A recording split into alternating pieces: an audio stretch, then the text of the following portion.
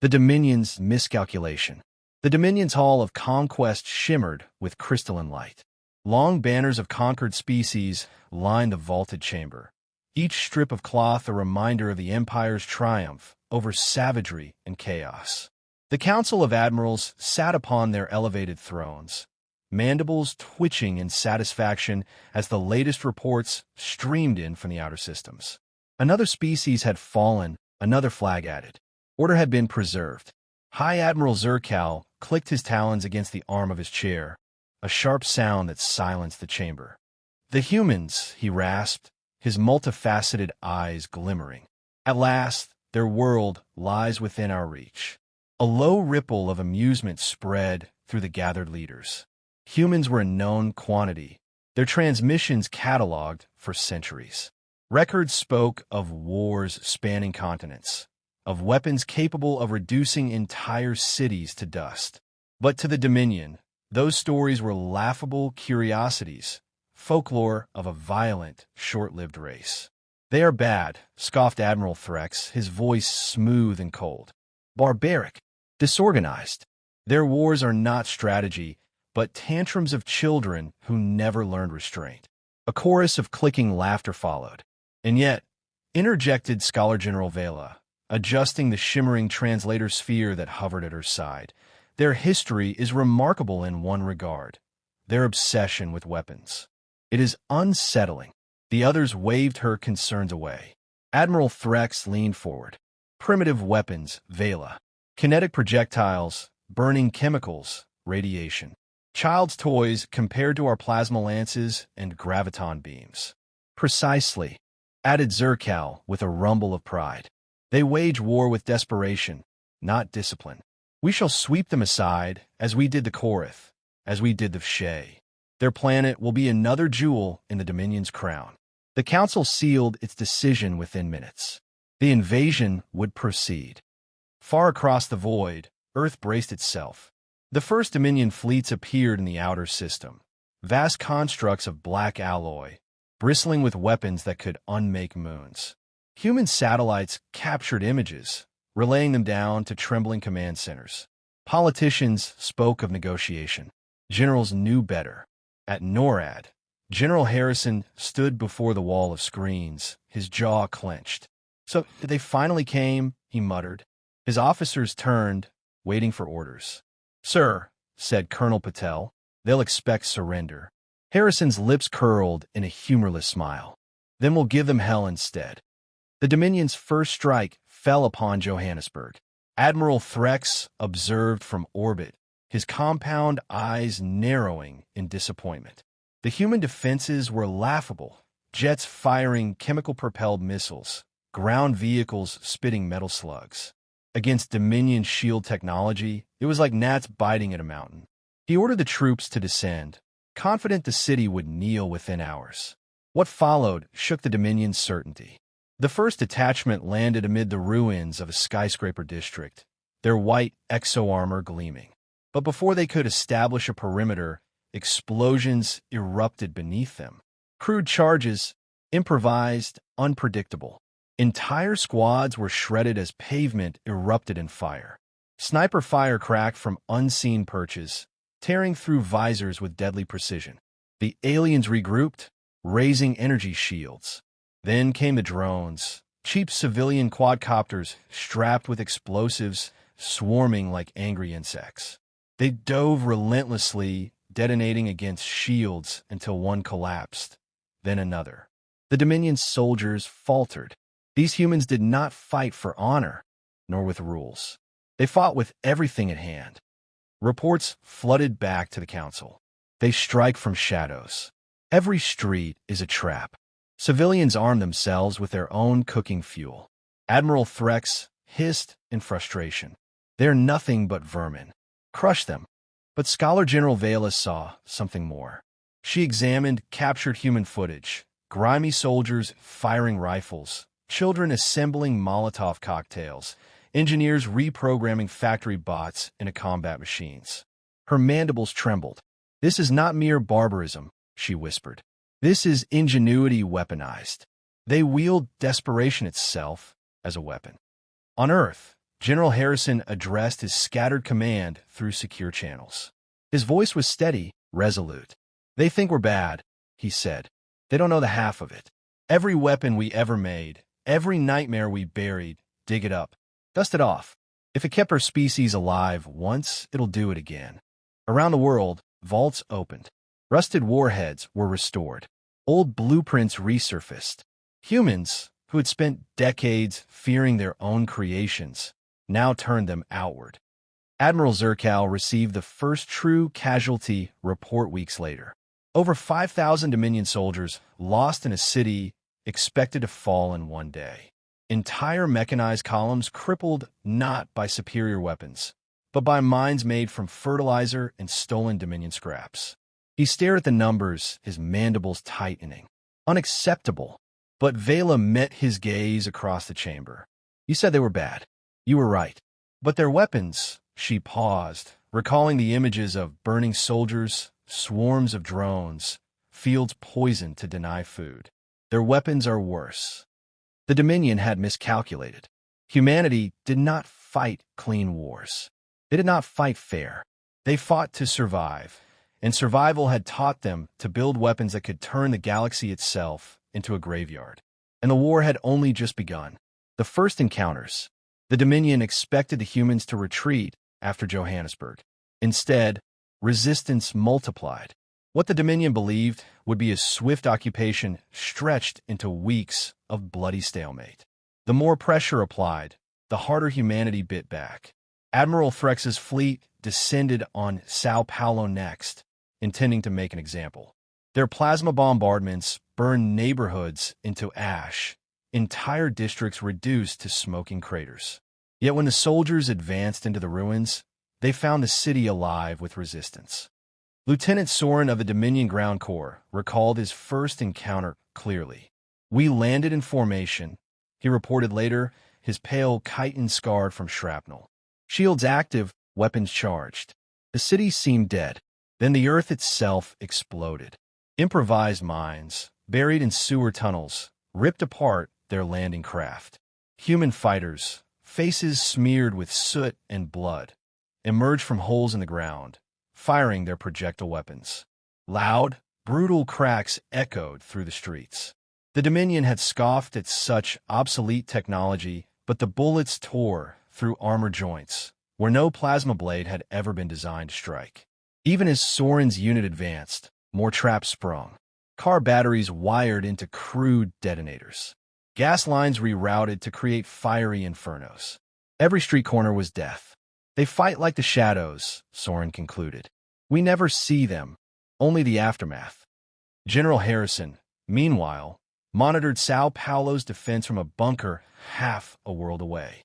"Status?" he barked. "Dominion advancing, sir," replied Colonel Patel. "We've lost 3 blocks, but slowed them down with IEDs.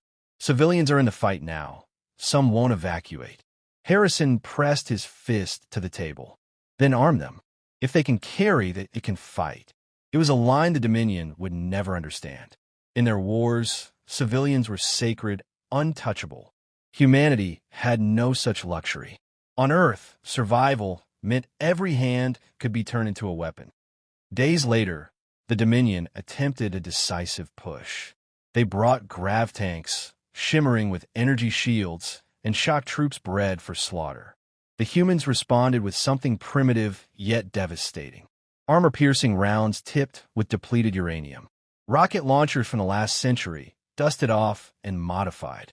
Old battlefield artillery firing shells that screamed across the city. But worst of all were the drones. Thousands of cheap quadcopters rose into the night sky, their engines buzzing like locusts. Each carried explosives, some sophisticated, most crude. They dove relentlessly into Dominion formations. Plasma bolts shredded many, but more slipped through, detonating against tanks and supply trucks. Soldiers screamed as the swarm fell upon them. Admiral Threx watched from orbit in disbelief. "They're insects," he hissed, "yet they wield the hive against us." The Dominion recorded heavy losses. They adapted, raising their shields and deploying anti-air barges. But humans adapted faster. When energy shields blocked bullets, humans built weapons that didn't rely on penetration. They built bombs that concussed, flames that suffocated, toxins that seeped past armor joints. Dominion soldiers began to whisper about human weapons. The fire that clings to you, napalm. The metal storm, cluster munitions. The silent death, chemical gas released in sealed tunnels. These weren't theoretical nightmares. They were reality, unleashed on the battlefield by people desperate enough to use them. In the Dominion Council chambers, panic began to ripple. Reports arrived of entire companies vanishing in human ambushes. Fleet supply lines were constantly harassed. Even their own technology turned against them, hacked, reprogrammed, or sabotaged by human hands. Scholar General Vela stood before the council, her voice quiet yet firm. You do not understand this species. You see savages. I see survivalists. Their every invention, their every weapon, is born not from conquest, but from desperation. That is why they are worse than us. They will do what we cannot. Admiral Zerkal snarled. Then we escalate, burn their cities, erase their nests. And if they answer escalation with escalation? Vela asked. Her dark eyes flashed with warning. What then? Silence fell. Even the most arrogant admirals felt the creeping unease. Back on Earth, Harrison addressed his weary troops via broadcast. The faces of soldiers, civilians, and children looked up at flickering screens in bunkers and basements. They came thinking we would kneel, he said, voice heavy but resolute. They thought us weak. They thought us bad. What they didn't count on was what we carry in our hands. Our weapons. Our ingenuity.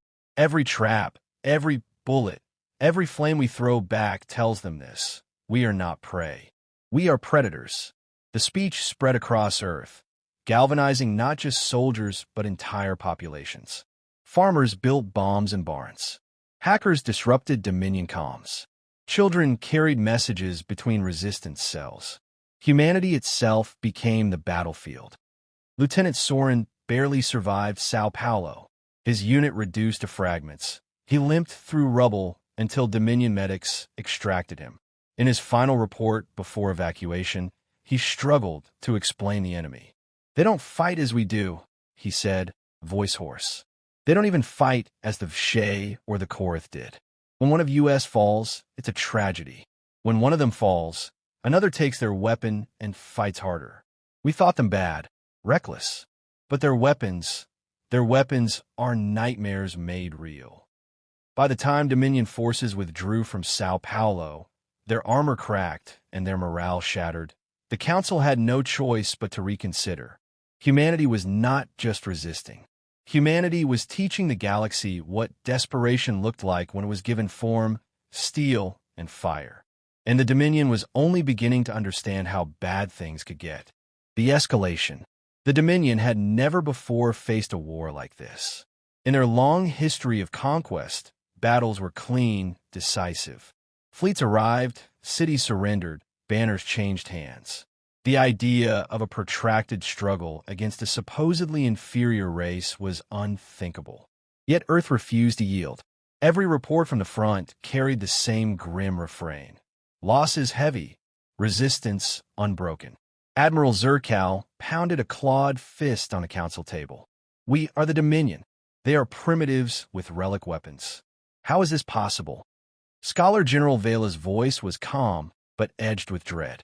Because they have turned desperation into doctrine. Every setback only pushes them to find something worse. In the ruins of Warsaw, Dominion soldiers encountered this something worse. The city was already devastated by bombardments, its skyline jagged with broken towers. Yet resistance fighters still roamed the rubble. When Dominion patrols advanced, their comms flickered, then died. Engines sputtered to silence. An electromagnetic pulse had rippled through the city, frying advanced circuits. Gravitanks became lifeless hulks, exo-armor powered down mid-step, soldiers trapped inside like insects in glass.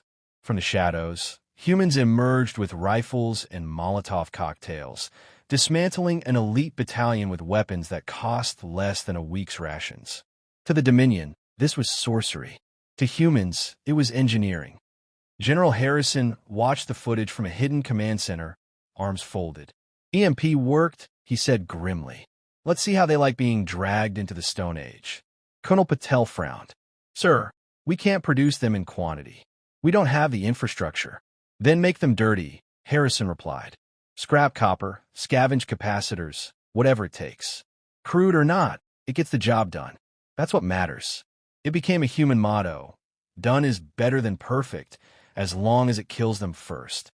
The Dominion retaliated with fury. From orbit, they unleashed bioweapons, spores designed to paralyze, acids that melted flesh. They had deployed such horrors before against lesser species. But humans were not lesser.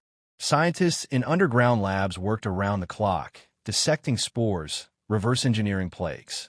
Within weeks, not only had they created countermeasures, they had modified the pathogens to strike Dominion physiology. The invaders' own nightmare became their curse. Dominion soldiers fell gasping, their lungs filled with fluid. Others bled from their eyes, writhing in terror. Word spread quickly. Humans had turned the Dominion's most feared weapon against its masters. One soldier, a veteran named Kreth, scribbled a shaken log entry before his body succumbed. They're monsters. No worse. They take what we make, our finest, most terrible tools, and they make them crueler. We unleash the plague to break their spirit. Instead, they gave it back to us. Stronger, deadlier. If there is a God, it favors them. Then came the psychological war. Dominion communications began broadcasting strange voices. Soldiers awoke to hear human whispers in their helmets, promising death, promising fire. Entire battalions received false orders, leading them into traps. Dominion propaganda screens were hacked, replaced with human messages. Leave our world or choke on its ashes. Vela studied the phenomenon. They attack not just body but mind. They erode trust, sow paranoia. Even our machines turn traitor under their touch. Zercal snarled. Then we will end this with fire. Orbital annihilation. Burn them until nothing remains. And so, over the skies of Manila, Dominion warships unleashed a storm. Plasma rains carved molten scars across the earth. Entire districts vanished in light and thunder. The Dominion believed they had broken human resistance at last, but they had miscalculated once more.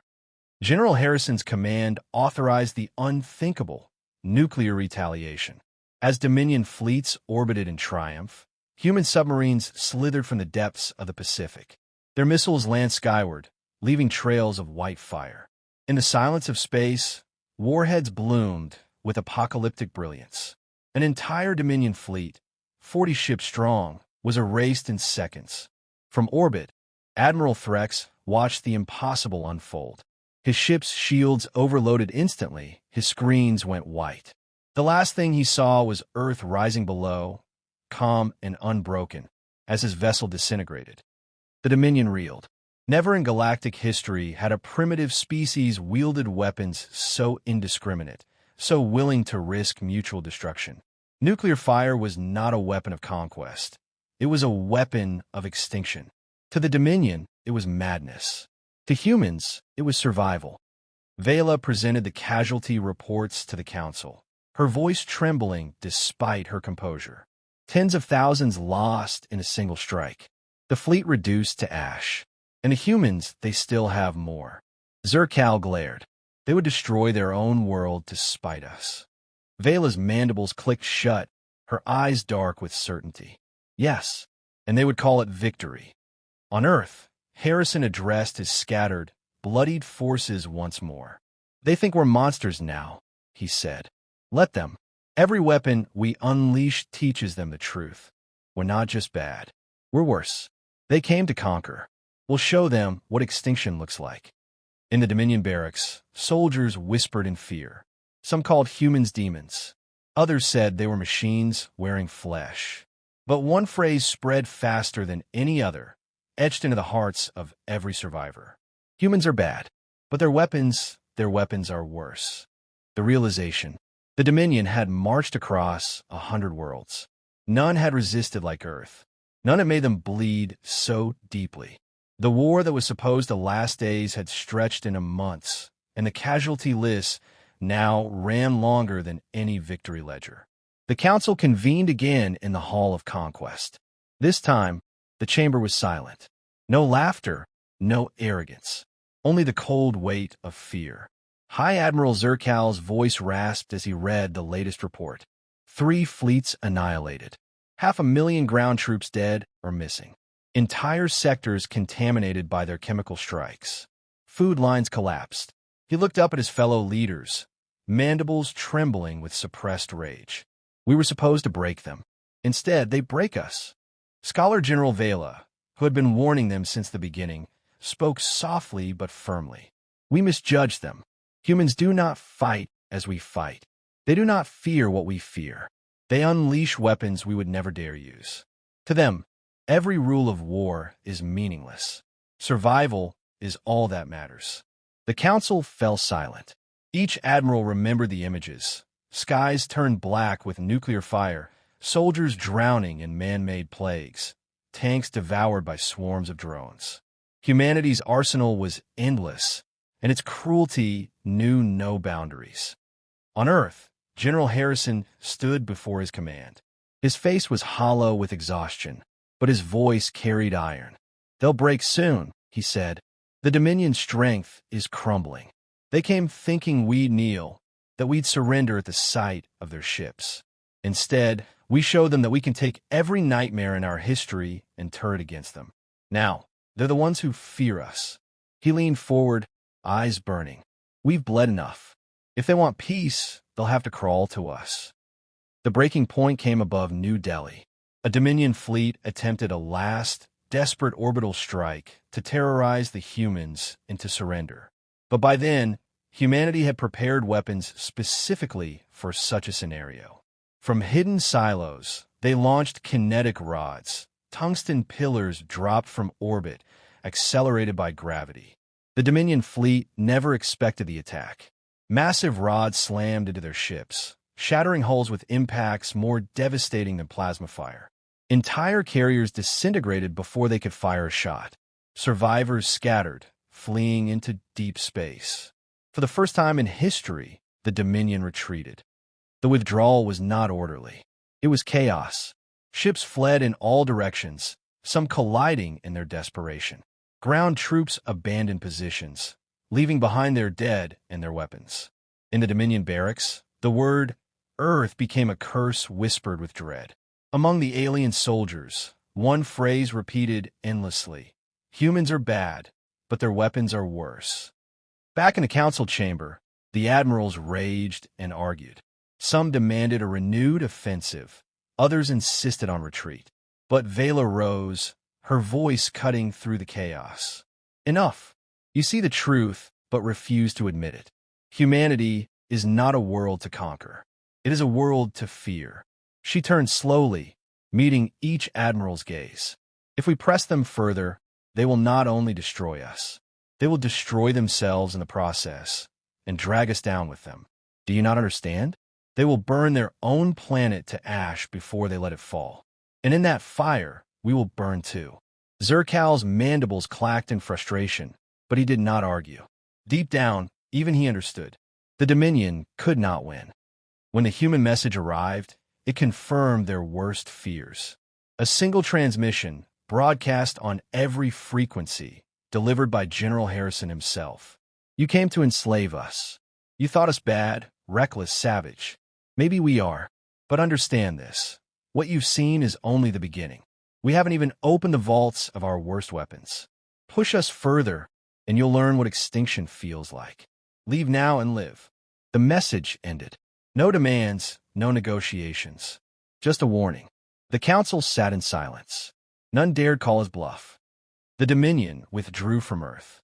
Entire fleets pulled back, limping across the stars. Their empire, once feared and unshakable, now carried a new scar, a scar named humanity. Years later, Dominion academies would teach the story of Earth as a lesson. Cadets whispered about the humans with wide eyes, as if speaking of demons. Professors lectured, "Do not provoke them. Do not underestimate them. Their violence is not strength alone, it is ingenuity." Their weapons are not tools of conquest. They are tools of extinction. And in every archive, one phrase was etched as a warning to future generations. Humans are bad, but their weapons are worse.